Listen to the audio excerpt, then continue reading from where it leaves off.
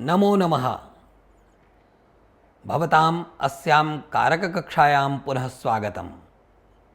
इस कक्षा में हम इस प्रकरण में द्वितीय विभक्ति के शेष सूत्रों के अध्ययन करने का प्रयत्न करेंगे। इसमें प्रथम सूत्र है गति बुद्धि प्रत्यवसानार्थक शब्द कर्मा कर्मणा मणिकर्ता सणौ। इसमें कुछ श्रेणियाँ 5 श्रेणियाँ बनाई हैं क्रियाओं की कि गत्यर्थक, बुद्ध्यर्थक, प्रत्यवसानार्थक, शब्द कर्मक और अकर्मक धातुओं के प्रयोग में, यानी जब ये धातुएं अन्यंतावस्था या सामान्य अवस्था में हों तब उनके प्रयोग में जो कर्ता है वह न्यंतावस्था में यानी निज प्रत्यय के प्रयोग करते समय वह कर्म हो जाएगा, यानी कर्ता कर्म की अवस्था में बदल जाएगा। तो इन धातुओं का सामान्य जो अवस्था है वह हम समझते हैं, जैसे गच्छति, वेत्ति इत्यादि।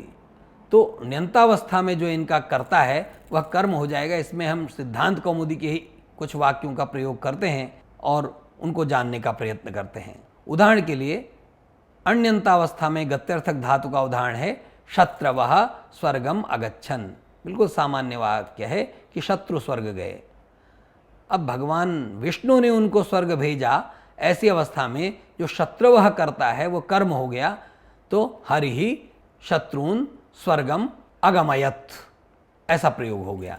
इसी प्रकार से शत्रून् अगमयत् स्वर्गम के साथ साथ स्वे वेदार्थम अविदुः, ये बुद्ध्यर्थक वाक्य है, इसका ण्यंत प्रयोग होगा वेदार्थम स्वानवेदयत्।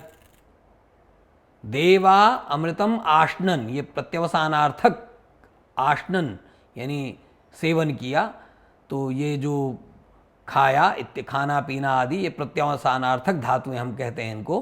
तो देवाः अमृतम आश्नन, तो यहाँ पर न्यंतावस्था में आशयत चामृतम देवान, ये देवाः जो करता था वो कर्म हो गया। विधिर वेदम अध्ययित, ब्रह्मा जी ने वेद का अध्ययन किया परंतु हरि ने उनको वेद पढ़ाया, इसलिए वेदम अध्यापयद विधिम, यहाँ पर वो कर्ता हो गया। पृथ्वी सलिले आस्त, पृथ्वी जल पर स्थित थी, ऐसा पृथ्वी को जल पर स्थित किया, तो सलिले पृथ्वीम आसयत, इस प्रकार का प्रयोग। अब हम इन धातुओं के अतिरिक्त कुछ और वार्तिक हैं जो इन गति बुद्धि आदि में न्यंतावस्था और अन्यंतावस्था के संदर्भ में ही हैं। कुछ यहाँ पर प्राप्त थे तो उनका निषेध करेंगे, कुछ प्राप्त नहीं थे उनकी प्राप्ति करवाएंगे। तो निवह्योर न, यहाँ पर नि और वह गत्यर्थक धातुएं हैं, उनके प्रयोग में ये जो ण्यंत प्रत्यय का जो प्रयोग होगा उसमें उसके प्रयोग के साथ इन धातुओं की कर्म संज्ञा नहीं होगी जो पिछले सूत्र से प्राप्त थी। यथा नाययति वाहयति भारम भृत्येन, पिछले सूत्र के अनुसार ये भृत्येन भृत्यम होना था, किंतु इसकी कर्म संज्ञा नहीं हुई। कर्म संज्ञा न होने से कर्तृ संज्ञा क्षुण्ण रही, किंतु वहाँ पर कर्तृकर्णयोस् तृतीया से उस कर्ता में तृतीया हो गई क्योंकि वो अनुक्त कर्ता हो गया।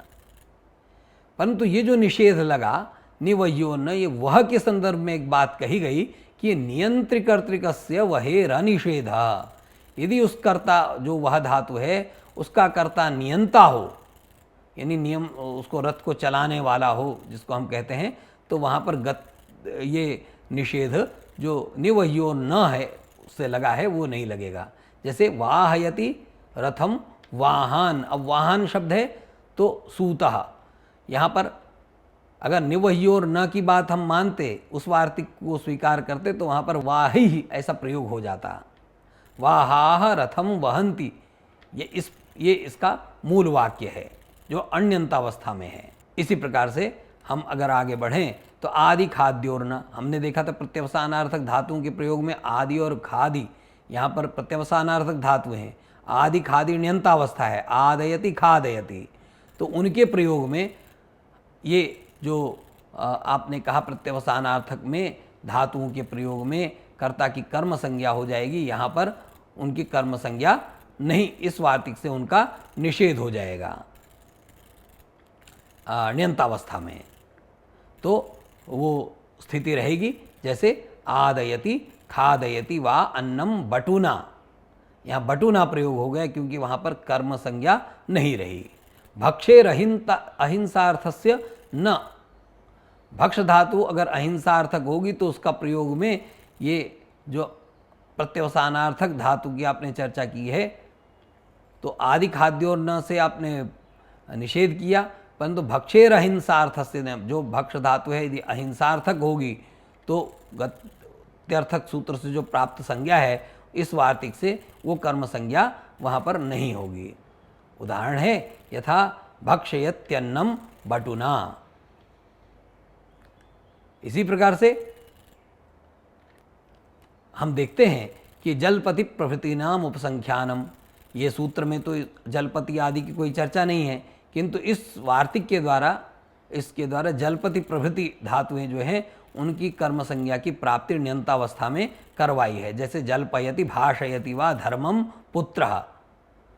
अब यहाँ पुत्रः जो प्रयोग है वो करता है, जलपयति भाषयति वा धर्मम पुत्रः, तो धर्मम यहाँ पर कर्म है और वो कर्म संज्ञा यहाँ पर इस वार्तिक के बल से हुई है। जलपयति पुत्रम ऐसा प्रयोग हमको करना है। अण्यंतावस्था में प्रथमा विभक्ति उसमें कर्ता के रूप में अण्यंतावस्था में थी, ण्यंतावस्था में उसकी कर्म संज्ञा हो गई, पुत्रम ऐसा रूप रहेगा। इसी प्रकार से शब्दायतेर्न, इस वार्तिक का भी, क्योंकि शब्दायते ये णिच प्रत्यय का प्रयोग, क्यंग प्रत्यय का प्रयोग करने के बाद शब्द धातु अकर्मक हो गई, किंतु यहाँ शब्दायते के प्रयोग में यहाँ पर कर्म संज्ञा नहीं होगी।